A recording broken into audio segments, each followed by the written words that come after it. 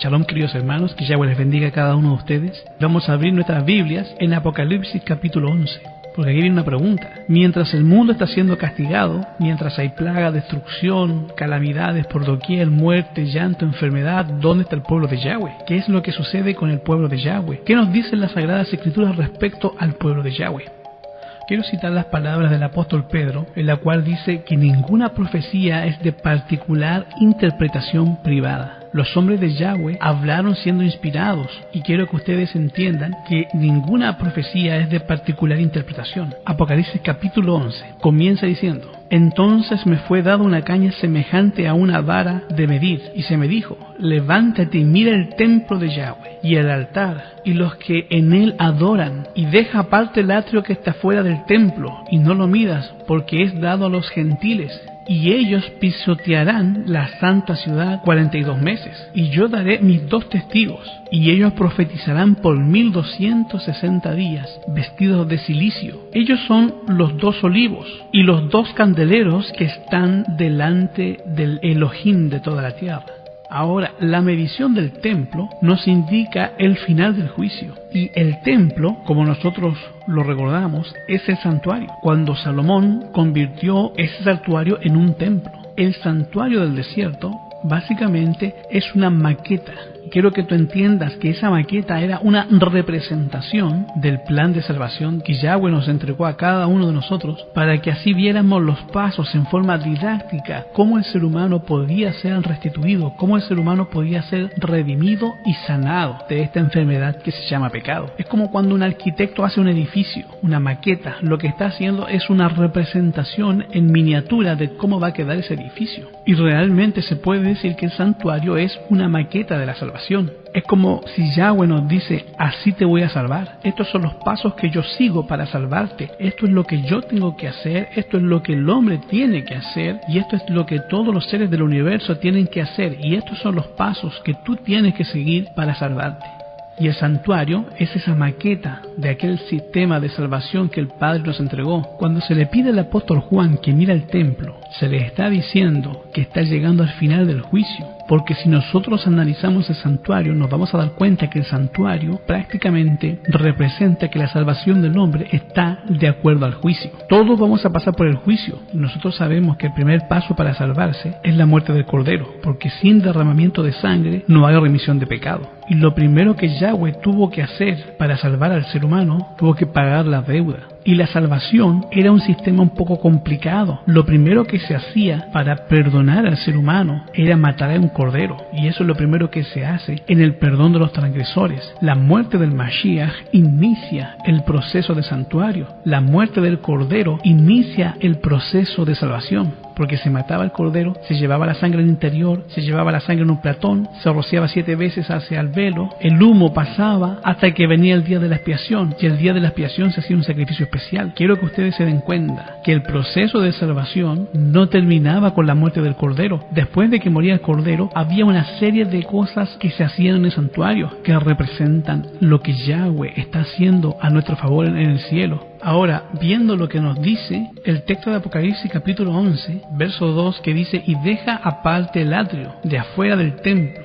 y no lo midas, porque ha sido dado a los gentiles. Ahora Yahweh está diciendo que hay un grupo de personas que están en el atrio que Él no los conoce, porque son extranjeros, son gentiles. Eso es lo que significa la palabra gentil, extranjero. En hebreo es goyim. Y el Mashiach dijo que en algún momento iba a venir un grupo de personas que le iba a decir: Adón, nosotros hemos hecho muchos milagros, hemos hecho muchas cosas maravillosas. Y eso está en el libro de Mateo, capítulo 7. Vamos a leer Mateo capítulo 7, 21 al 23. Dice: no todo el que me dice maestro, maestro, entrará al reino de los cielos, sino que el que haga la voluntad de mi Padre que está en los cielos. Muchos me dirán aquel día: maestro, maestro, ¿no profetizamos en tu nombre, y en tu nombre echamos fuera demonios? Y en tu nombre hicimos muchos milagros. Entonces les diré: nunca os conocí, apartaos de mí, obreros de maldad. Si Yahshua HaMashiach no los conoce, es como si ellos fueran extraños. Esas personas llaman al Mashiach, en la versión 1960 lo han traducido como Señor. Y ellos ponen generalmente una calcomanía en la defensa del automóvil que dicen Jesus is Lord, o en español ellos dicen Jesucristo es el Señor, dicen. Y ese tipo de personas asisten a una iglesia. Ellos han expulsado demonios en el nombre de Jesús e incluso han hecho milagros, no en el nombre de Buda, no en el nombre de Krishna, pero lo han hecho en el nombre de Jesús, o a veces le dicen el Señor. Y cuando Él los vea les va a decir, ¿sabes qué? Yo no te conozco. No sé ni quién eres un extraño para mí. ¿Y por qué razón? Porque Jesús no es el verdadero nombre del Hijo de Yahweh. Y la connotación cuando le dan al Señor, el nombre el Señor, es la traducción de Baal. Por eso es cuando dicen, el Señor es dueño de mi vida. Están diciendo realmente, Baal es dueño de mi vida. Y eso es por no comprender las traducciones. Nosotros tenemos que entender que las Sagradas Escrituras pasaron del hebreo al griego, del griego al latín, del latín al inglés y del inglés al español. Lo que tú tienes en tu Biblia, Reina Valera 1960, es traducciones de traducciones, no son los textos originales. Por eso tenemos que estudiar las Sagradas Escrituras en el texto original. Por esa razón, el apóstol Juan nos dice en el libro de Apocalipsis que Yahweh, su verdadero nombre, el nombre del Padre, le da la orden que mida y dice que deje afuera a todos los que se quedaron en el atrio y los considera gentiles. Y quiero explicarte qué es lo que consiste en quedarse en el atrio. ¿Qué representa esa maqueta de salvación del santuario? Bueno, representa lo que realmente tiene que hacer la persona para salvarse, y es aceptar al Mashiach, a Yahshua, su verdadero nombre, como su salvador personal. Ahora, si tú te estás preguntando, porque así lo siento en el Ruach, en el espíritu, quizás, pero ¿qué tiene que ver el nombre? ¿Qué tiene que ver que yo le llame Jesús o que le llame Yahshua? Tiene mucho que ver, porque todo aquel que invoque el nombre, fíjate, que invoque el nombre, tenemos que invocar un nombre específico. ¿Cuál nombre? Yahshua.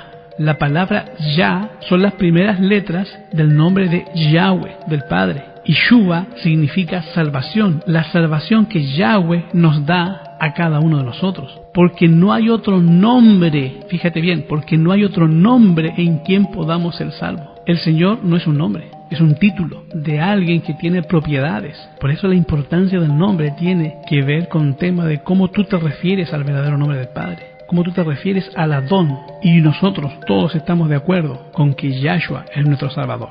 Él es nuestro Adón. Nosotros no podemos llegar al cielo sin el Mashiach. Y Él dijo, yo soy el camino, yo soy la verdad, yo soy la vida. Y nadie viene al Padre sino viene por mí. Es a través de Yahshua que nosotros llegamos, a través de Él llegamos al Padre. No a través de la iglesia, tampoco es a través de una virgen. Y la iglesia no te salva. El Salvador es el Mashiach. Tampoco te van a salvar los mandamientos, ni tampoco vas a llegar al Mashiach a través de los mandamientos. Tampoco el Shabbat, el sábado, te va a llevar al Mashiach. El Salvador es Yahshua HaMashiach. Tú no te puedes salvar sin el Mashiach. Así que primero tienes que ir a Yahshua porque Él es el Cordero. Y es lo que el pecador tenía que hacer. Tomaba un cordero y lo llevaba al santuario. Ese cordero es el Mashiach. Lo primero que hacía es aceptar la sustitución en el que Yahshua moría en su lugar. Aceptaba el sacrificio de Yahshua. Esa persona estaba aceptando a Yahshua como su salvador personal. Y en ese altar de sacrificio degollaban al cordero. Y ese mostraba el primer paso que estaba especificado en el santuario. Y después, ¿qué nos dice el libro de Marcos 16:16? Dice, y el que crea y sea sumergido será salvo, mas el que no crea será condenado. Y quiero agregar el texto de Marcos 16 y el verso 17. Y estas señales seguirán a los que creyeron. En mi nombre, ¿en cuál nombre? Yahshua, echarán fuera demonios y hablarán nuevas lenguas. Profecía que se cumplió en el aposento alto. Quitarán serpientes y si bebieren cosas mortíferas no les dañará. Sobre los enfermos pondrán sus manos y sanarán. Y si tú te analizas bien el texto de Marcos 16:16, ¿dice ahí acaso que tenemos que bautizarnos para salvarnos? Sí, te tienes que bautizar para salvarte. Ahora quizás tú te estás preguntando, pero el ladrón en la cruz se va a salvar y no se bautizó, pero a él no le dieron tiempo. Lo mataron antes de que tuviera la oportunidad de bautizarse, pero si se hubiera bajado de la cruz, se habría bautizado, como todo el mundo. Es más, hasta el Mashiach se bautizó para darnos ejemplo, para que no tuviésemos excusa, que el bautismo no lo inventaron los pastores. Si a nosotros se nos hubiese dado la capacidad de inventar, habríamos hecho algo más sencillo. Pero si Yahshua HaMashiach estableció el bautismo es porque es importante y ese es el método. En la obediencia está la ganancia, querido hermano. Y miren, el bautismo es algo tan maravilloso que está representado en el santuario, porque después del sacrificio, ¿qué crees que es lo que venía? ¿Qué es lo que venía en el camino? Un mueble llamado el lavacro, y el lavacro representa el bautismo. Mira, nota cómo el santuario te presenta los pasos para salvarte. Después de que aceptas a Yahshua HaMashiach como tu salvador personal, fírmale. Hay que hacer un compromiso con él. Ahora bien, mira, ¿por qué la gente no se bautiza? Y es porque la gente le tiene miedo, le tienen pavor, le tienen terror a bautizarse. ¿Y sabe por qué le tiene miedo al bautismo? Porque la gente cree equivocadamente que cuando la persona se bautiza está prometiendo a Yahshua que no le va a volver a fallar. Y la mayoría tiene miedo en fallarle a Yahshua después de haber sido bautizado. Muchos dicen, es que ahora te tienes que portar bien porque te bautizaste. ¿Quién dijo eso? Miren, para que ustedes vean de lo que les estoy hablando. Y tú me vas a decir, si tú ya fuiste bautizado bien en el nombre de Yahshua HaMashiach, no en el nombre del Padre, Hijo y Espíritu Santo, porque esa es la Trinidad, esa es una doctrina completamente católica, no está en la Biblia. La Trinidad no se menciona en la Biblia. Hay unos textos que han sido adulterados por el catolicismo cuando se estaban haciendo las traducciones. Esos traductores, los masoretas, a punta de espada, obligados fueron a introducir doctrinas paganas que tienen que ver con la Trinidad. La Trinidad, para que te hagas una idea, viene del tiempo de una religión muy antigua que es el hinduismo, en los cuales existían esas tres deidades, Shiva, Krishna y Vishnu, tres. También tenemos tres en la religión de los maometanos, de los musulmanes, las tres hijas de Alá, Al-Lat, Al-Uzza y Al-Manat, tres hijas.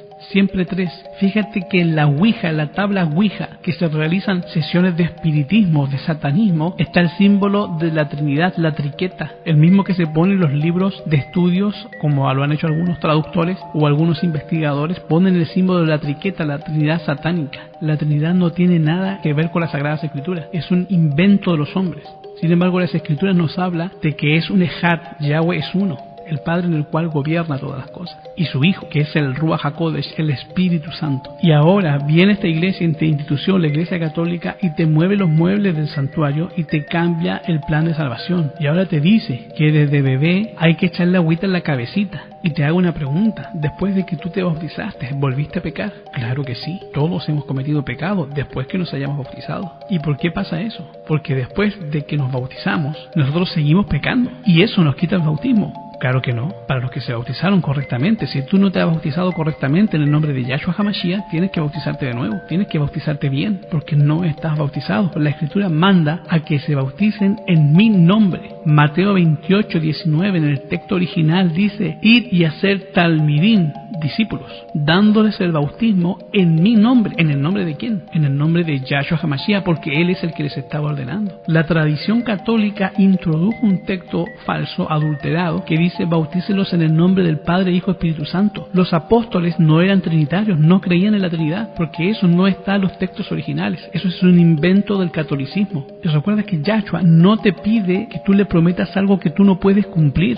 Él sabe que después que te bautices vas a pecar muchas veces. Cuando tú te bautizas, no estás prometiendo que no vas a volver a pecar nunca más, porque realmente vas a volver a pecar. Y sácate eso de la cabeza, hermano, que tú no vas a pecar nunca más después que te bautizas. Ese es un invento de Satanás. Satanás, el acusador de nuestros hermanos, ha fastidiado a toda la humanidad con eso por siglos. La gente piensa que después que se bautiza ya no va a volver a pecar. Olvídate, todos pecamos. No es eso lo que tú le prometes a Yahshua. ¿Qué le estamos prometiendo entonces después de bautizarnos? Lo que le estamos prometiendo, tal y cual como dice la Escritura, es andar en novedad de vida. Una vida nueva, una vida renovada. Ahora, ¿en qué consiste andar en vida renovada? Los que hemos muerto al pecado hemos sido sumergidos en su muerte. Es necesario, después de que salimos, andemos en novedad de vida. ¿Qué quiere decir novedad de vida? Porque así lo dice en Romanos 8:1. Ahora pues ninguna condenación hay para los que están en Yahshua HaMashiach. Esa es la nueva vida. La nueva vida, queridos hermanos, es que antes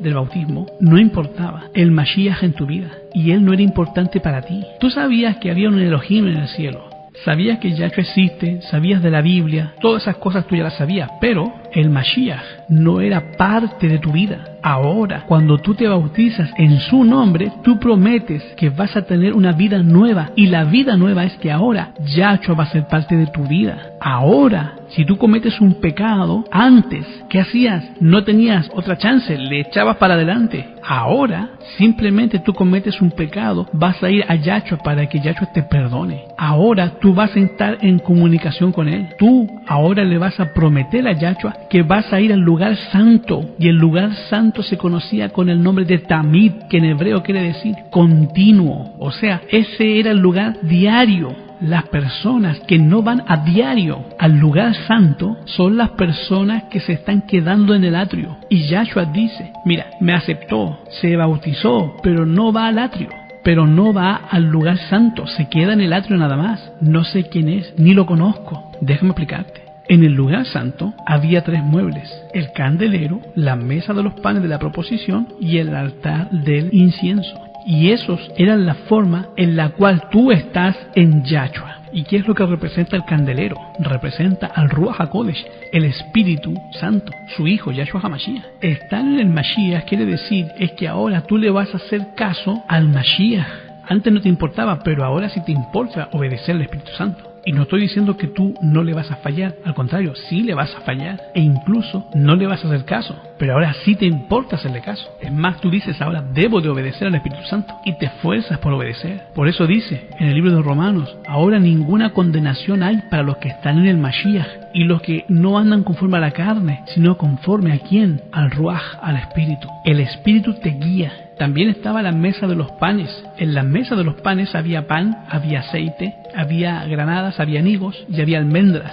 Y esas cosas tienen en común que son alimentos, son para comer. ¿Y qué representa esos utensilios que están en la mesa? Representan el pan espiritual. La persona que está en Yahshua se va a alimentar del pan espiritual. ¿Cuántas veces? Nada más los días que hay culto en las iglesias. No. Mira, allá de vez en cuando, como algunos tienen por costumbre reunirse. No, señores, ahora nos vamos a alimentar todos los días. Así como tú te alimentas todos los días para mantener tu cuerpo bien, te alimentas de una alimentación equilibrada y balanceada, como Yahweh lo ordenó, y te ayuda para mantener al espíritu vivo. El pan espiritual es ese, todos los días, recurrir a la palabra de Yahweh. ¿Y cuáles son el pan espiritual? ¿Qué es lo que es? Bueno, las conversaciones de Yahweh. Tú escuchas predicaciones, escuchas músicas que alabe a Yahweh. Todo ese es el alimento espiritual. Ves películas relacionadas con las Sagradas Escrituras. Todo eso es alimento espiritual. ¿Y cuántas veces lo vas a hacer? Todos los días. Luego continúa el altar del incienso. Y el altar del incienso representa la oración. ¿Y cada cuánto se debe orar? Todos los días. Cada vez que tú oras, estás yendo al lugar santo. Y cuando tú vas todos los días, tú estás en el Mashiach. ¿Y qué pasa con la persona que está en el Mashiach, que está en Yahshua? Segunda de Corintios 5:17. De modo que si alguno está en Yahshua, ¿qué pasa con él? Nueva criatura es. Las cosas viejas pasan. ¿Y qué ocurre? Se convierte en una persona completamente nueva. Por eso Yahshua lo conoce, porque es en el lugar santo donde tú te presentas a Yahshua. Y ahí es donde tú le expresas tu petición, le dices, Yahshua, no te olvides de mí. Y tú te comunicas con él en la oración. Pero los que se quedaron en el atrio, ¿cuándo los conoció? Y él dice, ¿quiénes son? Nunca he hablado contigo. Mira, es más, te envié de mi espíritu, de mi ruaj, y lo rechazaste. Nunca dejaste que te guiara. Yo no sé quién eres. Eres un gentil, eres un extranjero. Por eso él dice en Apocalipsis 11, deja fuera el atrio. O sea que de nada sirve de que tú aceptes a Yahshua y que te bautices si tú no vas a ir al lugar santo diariamente. Y esto no tiene nada que ver con portarse bien, tiene que ver con hacer de Yahshua HaMashiach tu amigo. Y mira, ¿cómo tú vas a ser amigo de una persona que no hablas con ella? Si no conversas con esa persona, si no le das tiempo para conversar contigo, tienes que dedicarle un tiempo a esa persona. Ahora tú quizás dices, ay, pero es que yo tengo más de 1800 amigos. Sí, pero en Facebook. Y realmente tú tienes 2 amigos. ¿Cómo tú puedes dedicarle tiempo a Yahshua? Bueno, leyendo acerca de cosas que tienen que ver con Yahshua, comunicándote con él, hablando con él todos los días y comiendo cosas espirituales. Y ahí tú ves cuando él, a través de esas cosas, él te va a hablar a tu vida. Entonces te haces amigo de Yahshua automáticamente. Y automáticamente, al hacerte amigo, comienzas a hacer lo que a Yahshua le gusta. Comienzas a ser transformado. Y él se encarga de conseguirte una visa y un pasaporte, que eso es el juicio, cuando viene la medición. Por eso dice, míreme a todos los que están en el templo. mídeme a los que están adentro del templo y mídeme a los que están adorando en el altar. A los otros no me los midas. Los que se quedaron en el atrio, a esos no me los midas. O sea, no les vamos a dar visa y pasaporte. Solamente cuenta cuántos están en el templo. Cuéntalos, cuántos están aquí y cuántos son los que están adorando en el altar. Nada más esos cuenta. A los que se quedaron en el atrio, que nunca vinieron conmigo, esos déjalos fuera. Esos son gentiles, son extranjeros, yo no los conozco. Ahora, hermanos, regresemos a Apocalipsis capítulo 11. Y estas personas van a perseguir, van a estar hollando la ciudad santa por 42 meses. ¿Cuántos son 42 meses? Son 1260 días. Y ya sabemos que esos 1260 días son 1260 años de destrucción, de problemas, hasta que el santuario va a ser vindicado. Sigamos leyendo. Y yo les voy a dar mis 2 testigos. ¿A quiénes les va a dar? A los 2 testigos. Ellos profetizarán el mismo periodo, los 42 meses. 1260 días, ¿vestidos de qué? De sacos. Estas son las 2 olivas y los 2 candelebros que están delante del Elohim de toda la tierra. Ahora, hermanos, ¿quiénes son estos 2 testigos que han profetizado en el pasado y que tienen que profetizar en el futuro? ¿Quiénes son estos 2 testigos? Vamos a dejar que el libro de Apocalipsis se revele a sí mismo quiénes son estos 2 testigos. Versículo 4. Los 2 testigos son las 2 olivas y los 2 candeleros que están delante del Elohim de toda la tierra. Cuando la Biblia dice una arca y muchos animales, ¿a dónde me está mandando? Al arca de Noé. Cuando me dice 5 piedras y un gigante, ¿a dónde me está mandando? A la historia de David. Cuando me dice una burra que habló, ¿a dónde me está mandando? A estudiar la historia de Balaam. Y ahora que dice 2 olivas y 2 candeleros, ¿dónde está eso? Vamos a abrir Zacarías capítulo 4 y los versículos 11 en adelante. Hablé más y le dije, ¿qué significan estas 2 olivas a la derecha del candelero? Ahí están las 2 olivas. Hablé de nuevo y le dije, ¿qué significan los 2 candeleros? Las 2 ramas de oliva que por medio de 2 candeleros de oro vierten aceite con oro. Ahí están los 2 candeleros. En algunas versiones dice 2 tubos de oro, pero son candeleros. Ahí están las 2 olivas y los 2 candeleros. Zacarías capítulo 4. Eso quiere decir que los 2 testigos tienen algo que decirnos. Y vamos a estudiar la historia de Zacarías capítulo 4 y de qué se trata esa historia. Si Apocalipsis nos manda Zacarías 4, nos está tratando de darnos un mensaje. ¿Qué enseña Zacarías capítulo 4? En la época de Zacarías había 2 dirigentes del pueblo de Yahweh, uno político y el otro religioso. El dirigente político se llamaba Zorobabel y el dirigente religioso del pueblo de Yahweh se llamaba Josué. Ese era el sacerdote. No es el Josué de la Biblia antigua, es otro. Este es un Josué, un sacerdote. Y estos 2 eran los dirigentes del pueblo de Yahweh. El pueblo de Yahweh estaba regresando de Babilonia y Medo-Persia. Estaban regresando, estaban volviendo de la diáspora. Estaban llegando a Jerusalén. Y Jerusalén estaba toda destruida. El templo estaba en ruinas, todo destruido. Y cuando llega Zorobabel y llega Josué y todas esas personas ven el templo destruido, la ciudad en ruinas, empezaron a reconstruirla. Entonces Yahweh le da una misión a Zorobabel, pero le da una misión imposible, una misión tan grande de realizar, y Yahweh a través del profeta Zacarías le comunicó a Zorobabel que ellos tenían la responsabilidad de reedificar el templo de Salomón. Entonces Zacarías, Josué y Zorobabel fueron a ver el monte de Sión, donde estaba el templo de Salomón, y cuando llegaron, aparte de que tuvieron que subir un rato el cerro, se dieron cuenta que había unas tremendas rocas enormes que no se podían mover. Aparte de eso, se dieron cuenta que no tenían material, no tenían ejército y sí tenían muchos enemigos que no querían que el templo fuera reconstruido. No tenían ni la capacidad, no tenían los hombres, ni el dinero, ni el tiempo, no tenían tampoco las armas para defenderse, ni los permisos necesarios. Entonces comienzan a hacer cuentas y dicen, no podemos construir el templo. Es una misión imposible, no lo vamos a lograr jamás.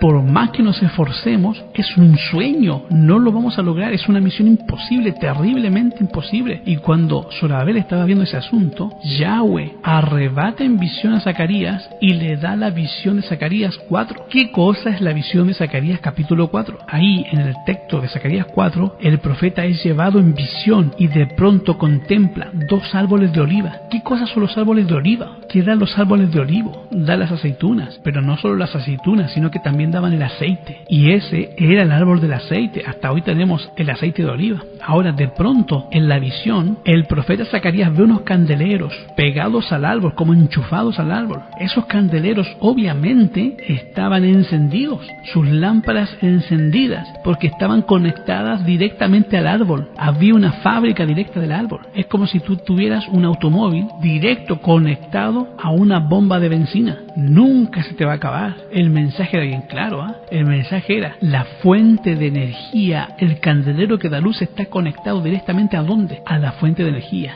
a Yahweh. Y mientras Zacarías contemplaba la visión, no sabía por qué Yahweh le estaba dando la visión. Y el Malaj le dice: ¿sabes qué representa esto? Y le dice: pues si tú no me dices, no tengo idea. Y mira lo que le dice Yahweh. Vamos a Zacarías 4, vamos a leer el versículo 6. Zacarías 4:6, y le dice: entonces él le respondió y le dijo: este es el mensaje de Yahweh para Zorobabel. Y el mensaje dice así: no es con ejército, no es con fuerza, sino con el poder de mi espíritu, ha dicho Yahweh de los ejércitos. ¿Quién eres tú, gran monte? Delante de Zorobabel vas a ser reducido a llanura. ¿Por qué? Por el poder del Espíritu Santo. ¿Con qué ejército lo iban a construir? Con el poder del Espíritu. ¿Con qué dinero lo iban a construir? Con el poder del Espíritu. ¿Cómo lo iban a lograr esa misión imposible? Con el poder del Espíritu. El mensaje de Zacarías 4 es que las misiones imposibles se logran solamente a través de el Espíritu Santo, su Hijo. No es con ejército, no es con planes,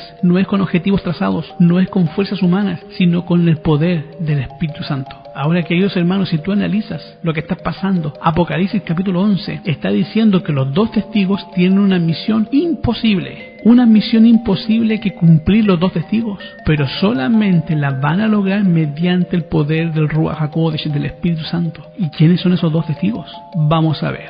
Apocalipsis capítulo 11. Versículo 5. Si alguno los quiere dañar, sale fuego de la boca de ellos y devora a sus enemigos. Si alguien les quiere hacer daño, es necesario que sea muerto. Pregunto: ¿quién fue el que hizo que por la palabra de su boca cayera fuego sobre sus enemigos y los destruyera? El que realizó esa hazaña fue el profeta Elías, Eliyahu, y no fue esa vez que hizo caer fuego sobre el altar, fue otra vez. Segunda de Reyes, el capítulo 1. Sucede que el rey Ocosías, descendiente de Acab, se cayó de la celosía de su casa y se hizo una herida. La herida se le infectó, le salió una llaga. Mandó a traer unos mensajeros y mandó a unos emisarios a la ciudad de Sidón para que fueran a consultar a Baal Zebú, que es el nombre del dios pagano para Satanás.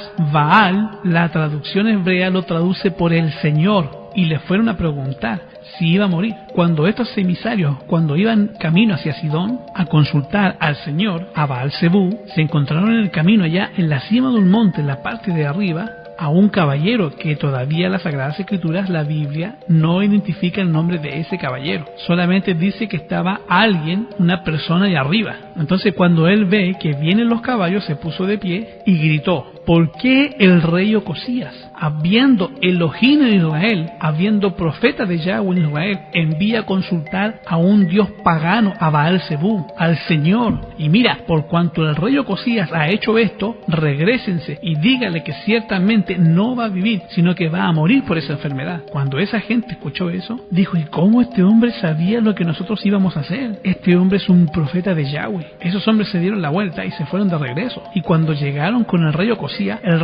le dijo: ¿y qué pasó? ¿Qué fue lo que les dijo Baal Zebú? No, ni llegamos, dijo. Sucedió que cuando íbamos camino para ver a Baal Zebú, vimos a un hombre que estaba arriba del cerro, y esa persona dijo que te ibas a morir. ¿Y cómo era esa persona? Mira, era una persona que era velluda y traía una piel de camello y un cinto de cuero. Y dice: ese es Elías. Le pongo precio a la cabeza de Elías. Vayan por Elías, tráigamelo vivo o muerto, aquí lo espero. Así que estos hombres se fueron, 50 soldados, y dice la Biblia: si alguno les quiere dañar, sale fuego de la boca de ellos y los consume a sus enemigos. Y mira, la historia dice que llegaron los 50 soldados al cerro que habían dicho los mensajeros, y allí estaba Elías, arriba del cerro. Entonces le dieron gritos a Elías y le decían: estás rodeado, baja y no te vamos a matar, te vamos a llevar directamente con el rey, pero si no bajas, te vamos a matar. Entonces el profeta Elías dice: si Yahweh ha hablado por mi boca, que caiga fuego del cielo y te devore a ti y a tus 50. Y en el instante fuego cayó del cielo y cocinó a los 50. quedaron bien chamuscados, y como se tardaban, el rey mandó a traer otros 50. Y cuando llegaron esos 50, vieron que estaban todos sus compañeros chamuscados ahí en el cerro abajo, y dijeron lo mismo: bájate o vamos por ti. Entonces Elías se pone de pie y dice: si Yahweh ha hablado por mí, si las palabras que yo digo son respaldadas por Yahweh, que caiga fuego del cielo y te devore a ti y a tus 50. Y cayó fuego del cielo y los cocinó también, y ya van 100 menos.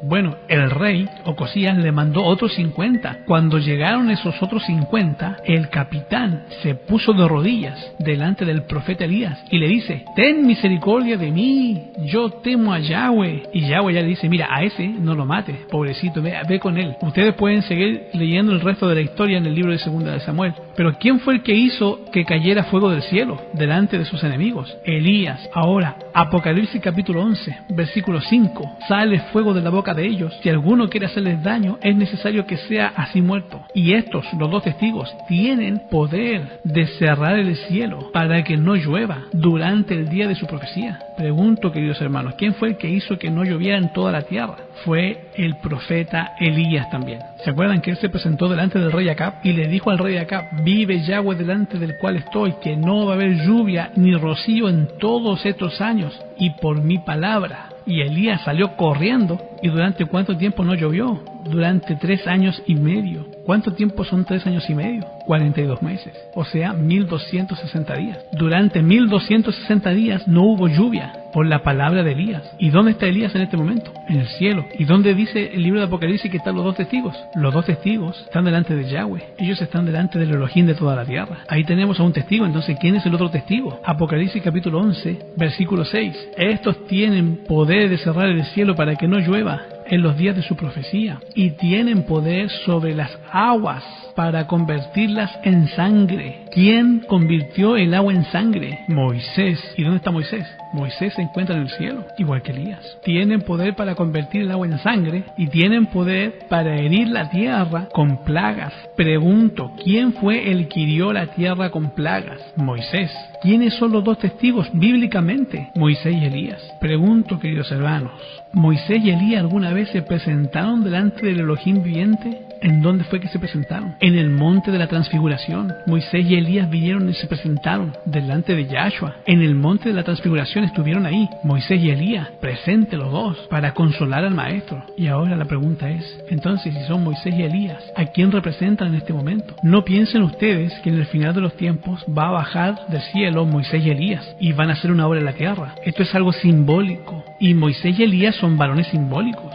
Cuando tú lees el libro de Zacarías, te vas a encontrar que todos los personajes que aparecen en el libro de Zacarías son varones simbólicos. Leamos Zacarías. Zacarías capítulo 3, versículo 8. Dice: escucha pues ahora, Josué, gran sacerdote, tú y tus amigos, y Zorobabel y los otros, que se sientan delante de ti, porque son varones simbólicos. ¿Qué es una persona simbólica que no se representa a sí mismo? Moisés y Elías representan algo más. Ellos son varones simbólicos. Moisés es un símbolo de algo y Elías es un símbolo también de algo. ¿Y qué cosas representan? En el capítulo 11 de Apocalipsis, mira, te voy a decir lo que representan. Moisés representa a las personas que vinieron, pero que van a resucitar cuando Yahshua venga por segunda vez. Son las personas que se salvan, pero que resucitan. Y Elías representa a las personas que van a ser llevadas al cielo sin ver la muerte. Por lo tanto, Moisés y Elías representan a los que se van a salvar. ¿Y cómo les llamamos a los que se salvan? Les llamamos el pueblo de Yahweh. Moisés y Elías representan al pueblo de Yahweh. Los que duermen en el polvo de la tierra serán despertados para ir al encuentro con el Mashiach, así también como sucedió con Moisés. Es el pueblo de Yahweh el que durante 1260 años estuvo vestido de silicio, y es el pueblo de Yahweh que tiene la misión imposible de predicar por testimonio a todos los gentiles para que el Mashiach regrese. Y para que pueda terminar esa obra se necesita el poder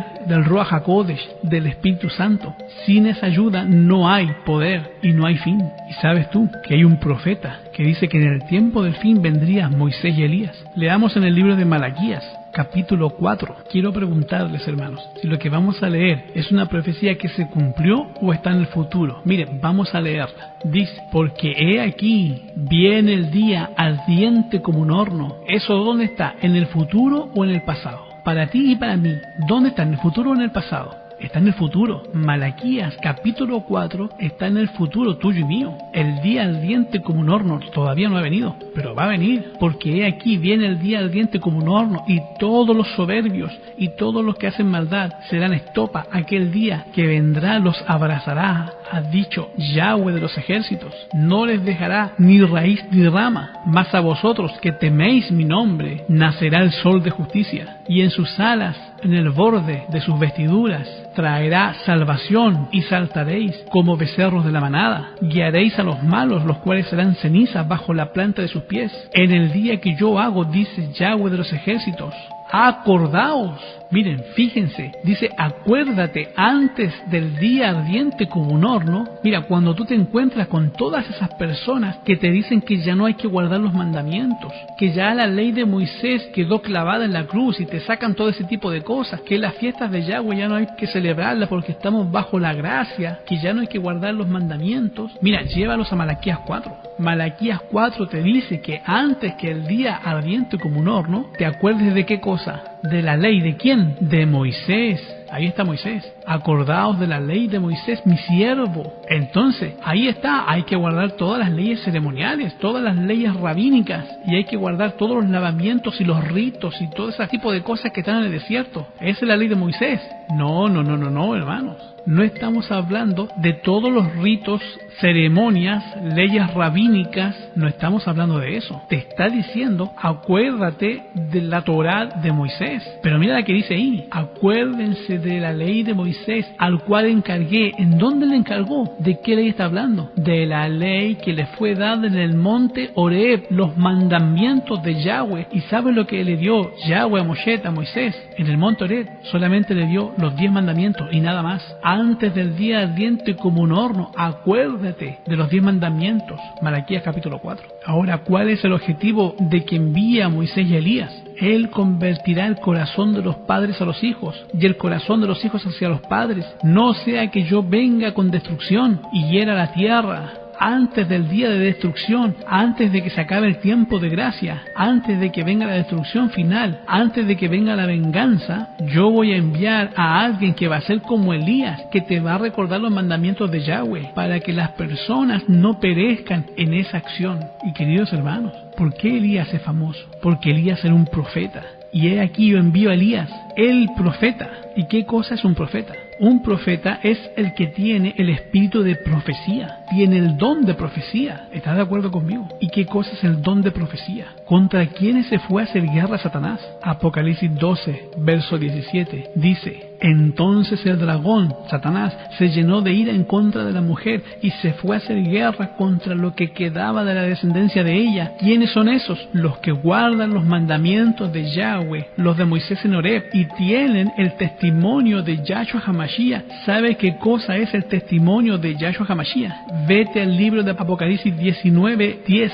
Y yo me eché a sus pies para adorarlo. Y él me dijo: mira, no lo hagas, yo soy consiervo tuyo. Mira, adora a Yahweh, porque el testimonio de Yahshua HaMashiach, ¿qué cosa es? El espíritu de profecía, el de Elías. Por lo tanto, Moisés y Elías son los que guardan los mandamientos de Yahweh y tienen el testimonio de Yahshua HaMashiach. Un pueblo al final de la historia que naciera estudiando las escrituras, que Yahweh le llama los Kadoshim, y que ese futuro es la glorificación. Que además de eso, por guardar los 10 mandamientos, va a tener el don de la profecía. Los 2 testigos son el pueblo de Yahweh, bíblicamente. ¿Y qué tienen que hacer? Convencer el corazón de los padres antes de que venga el día de destrucción. ¿Qué fue lo que dijo el libro de Apocalipsis capítulo 10? Dice: levántate, porque es necesario que todavía prediques a toda nación, tribu, lengua y pueblo, a reyes. Esa es tu misión, esa es tu encomienda. Y si te pones en pie y ves la encomienda que se te ha dado, y tú dices: esta es una misión imposible, pero entonces él te dice: tú eres las 2 olivas. Vete a Zacarías 4, y Zacarías 4 dice: no es con fuerzas humanas, no es con ejército ni con fuerzas, sino con el poder del Espíritu Santo. Queridos hermanos, pregunto, ¿ya hemos terminado la obra que se nos encomendó? ¿Ya la terminamos? Si no es así, esa obra está en el futuro. Vamos al libro de Apocalipsis capítulo 11, versículo 7. Y cuando ellos, ¿quiénes? ¿De quiénes estamos hablando? ¿Quiénes son los dos testigos? El pueblo de Yahweh. Cuando el pueblo de Yahweh acabe su testimonio, ¿y de qué te acuerdas? Mira, Mateo 24:14. Y será predicado este evangelio del reino por testimonio a todos los gentiles. Entonces, ¿qué va a venir? El fin. Cuando se acabe el esparcimiento del escuadrón del pueblo santo, ahí, salid de ella, pueblo mío, santos que están reunidos en otras iglesias, salgan. Entonces el tiempo se cumplirá y ya estamos a las puertas del fin. Cuando terminemos de dar testimonio, y eso está en el futuro, ahí es donde empieza la parte del fin. ¿Qué va a pasar cuando el pueblo de Yahweh termine la obra? Se acaba la gracia y comienzan a caer las plagas. El versículo 7 está en el futuro. Y cuando ellos hubieren acabado su testimonio, la bestia que sale del abismo, acuérdense, ¿qué cosa sale del abismo? Satanás y sus ángeles van a hacer guerra contra ellos. Queridos hermanos, es el momento de hacer un compromiso con nuestro Salvador, de entregar tu vida, de entregarte por completo a los pies del Maestro y hacer que sea el Adón de tu vida que la dirija y que te lleve día a día a la verdad que es su Hijo, Yahshua HaMashiach.